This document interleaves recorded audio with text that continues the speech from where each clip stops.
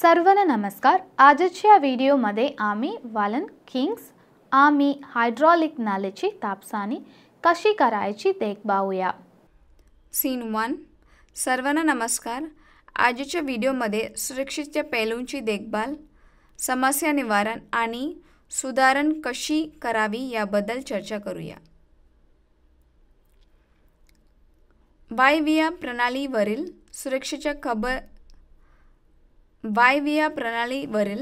सुरक्षेच्या खबरदारीबद्दल चर्चा करूया. ज्या इतर पारंपरिक ऊर्जा स्रोत धोकादायक असल्याचे मानले जाते त्या वायव्य प्रणाली वारंवार असतात वापरले. सामान्यतः वायव्य साधने आणि उपकरणे उच्च व्होल्टेज विजेच्या जागी वापरली जातात आणि ज्वलनशील द्रव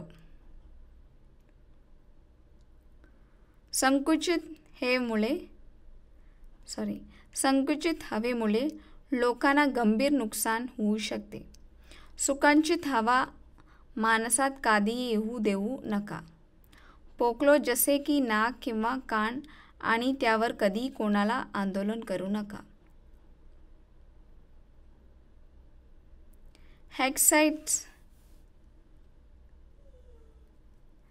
एक्साइट्समधून उत्तेजित होणाऱ्या संकुचित हवेतील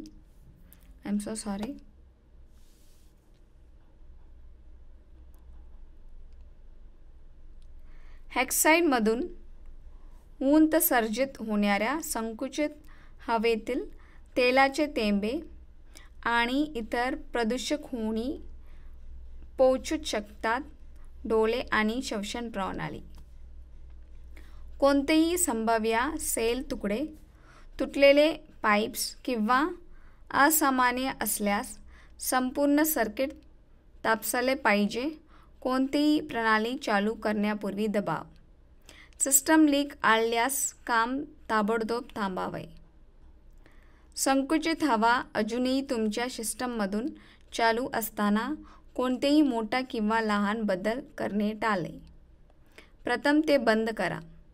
टूल ऑपरेशन दरम्यान संलग्न बाहेर पडण्यापासून रोखण्यासाठी नेहमी सुरक्षित विकल्प किंवा वापरा. अचूक वापरत असताना अपघाती डिस्कनेक्शन टाळण्यासाठी सर्व रबरी नळी जोडलेल्या असल्याची खात्री करा.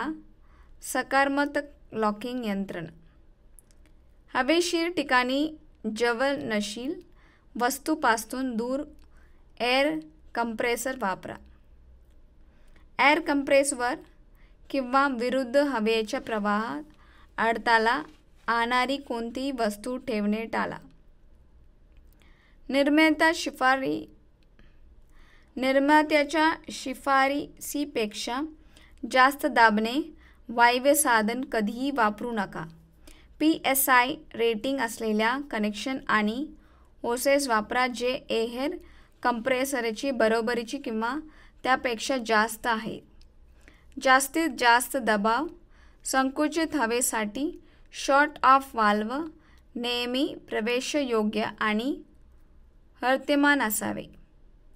शरीराच्या कोणत्याही भाग इतर व्यक्तीसह वायव्य साधन किंवा नोझलकडे कधीही निर्देशित करू नका.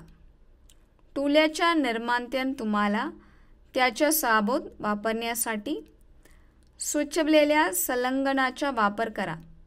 निर्मात्याने निर्देशित केल्यानंतर वायव्य साधने ठेवा ज्यात साफसफाई, स्नेहन आणि सामान्य देखभाल करा. वायव्य साधने त्याच्या नळीने कधीही वाहून नेले जाऊ नये.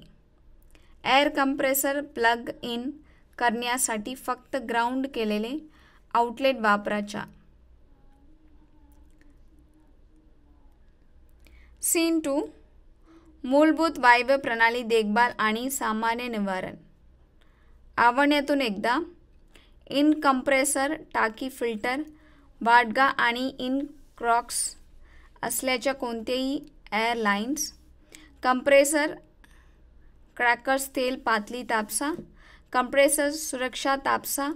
रिलीफ वाल्व महिन्यातून एकदा डिस्चार्ज एअर फिल्टरची तपासणी करा. दाब तापसा वाल्व सेटिंग कमी करणे.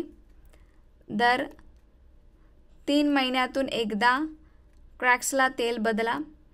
कंप्रेसर मोटर्सला तेल लावा. कंप्रेसर प्रेशर स्विचचा तापसा. दर 6 महिन्यातून एकदा एअर लाईन्समध्ये ओलवा.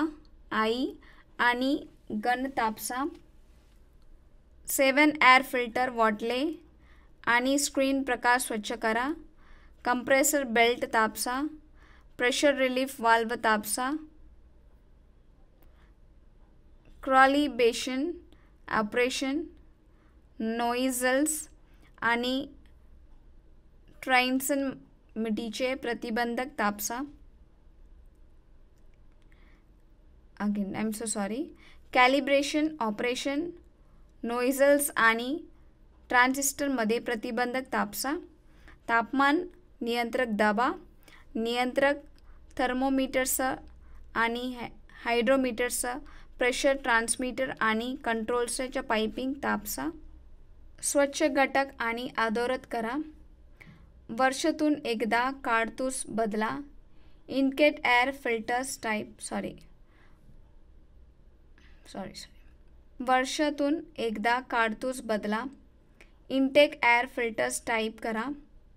रजिस्टर कंट्रोलर्स कॅलिब्रेशन तापसा. गट बंदसाठी वाल्व तापसा. वायवीय प्रणाली सामान्यतः निवारण. कमी ऑपरेटिंग दबाव.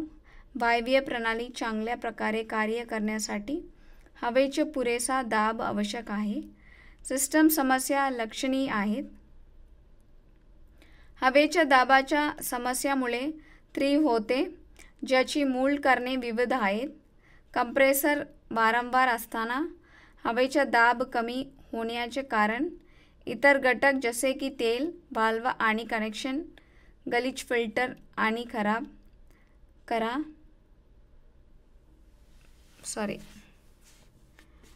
खराब नको करा. देखभाल पद्धती देखील योगदान देऊ शकतात. तथापि एकतर खूप कमी किंवा खूप जास्त असलेल्या समस्या दबाव प्रणालीच्या एकूण परिणामकारकतेवर परिणाम करेल आणि चालू खर्च करा. ज्या विस्कंत वायुप्रवाह असतो तेव्हा 7 फिल्टरला दाब समस्या येऊ शकतात. हा व्हिडिओ पाहिल्यानंतर मला आशा आहे की तुम्ही हायड्रॉलिक नली पाईप आणि पाईप फिटिंग तपासणी करू शकाल. ट्विस्ट किंग्स किमान बेड 3G शिकवले असते. हा व्हिडिओ पाहिल्याबद्दल धन्यवाद.